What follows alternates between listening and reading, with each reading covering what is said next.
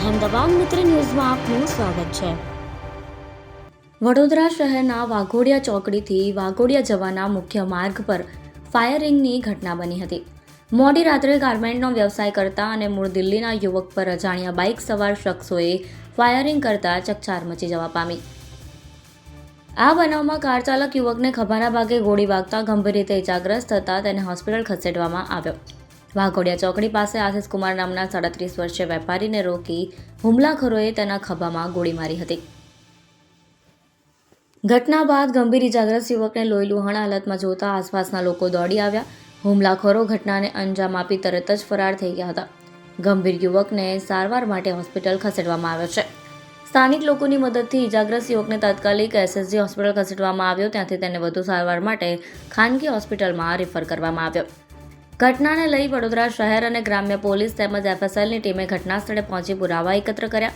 ઇજાગ્રસ્ત વેપારીની ઓળખ આશિષ કુમાર બાકોલિયા, ઉંમર વર્ષ 37, હનુમાનપુરા, વડોદરા તરીકે થઈ છે। ડીવાયએસપીએ મામલે જણાવ્યું કે વાઘોડિયા ચોકડી પાસે એક ભાઈ કાર લઈને જતા હતા ત્યારે બે શખ્સો આવી ઓવરટેક કરી તેઓની ઉપર ફાયરિંગ કર્યું। આસપાસના સીસીટીવી ફૂટેજ અને ટેકનિકલ પુરાવાઓના આધારે હુમલાખોરીની શોધખોળ ચાલુ છે। ફાયરિંગ પાછળ અંગત અદાવત કે અન્ય કોઈ કારણ છે તેની તપાસ માટે અલગ અલગ ટીમો કામે લાગી છે।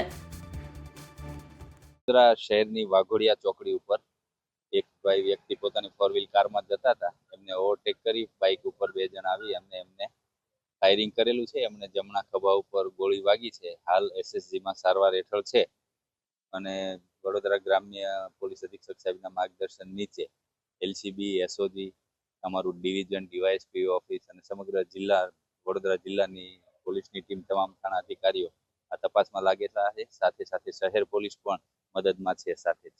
કેટલા રાઉન્ડ ફાયરિંગ કરી હતા એ એક્ઝેક્ટ હજી ખ્યાલ નથી। જે ભાઈને વાગ્યું છે એ સારવાર હેઠળ છે।